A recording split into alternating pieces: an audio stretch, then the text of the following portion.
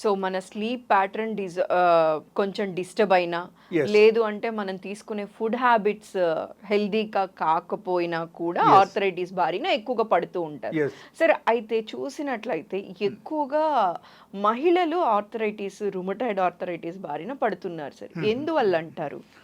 రొమాటాయిడ్ arthritis రావడానికి చాలా కారణాలు ఉన్నాయి. Hmm. బట్ కొన్ని కారణాలు నా ప్రాక్టీస్లో వచ్చిన కారణం అని చెప్తున్నాను మీకు.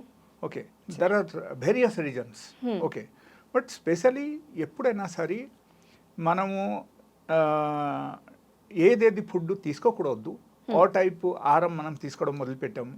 లేకపోతే ఎప్పుడు పడుకోకూడదు, అప్పుడు మనం పడుకుంటున్నాము. ఎప్పుడు మెలకనే ఉండాలి, అప్పుడు పడుకుంటున్నాము.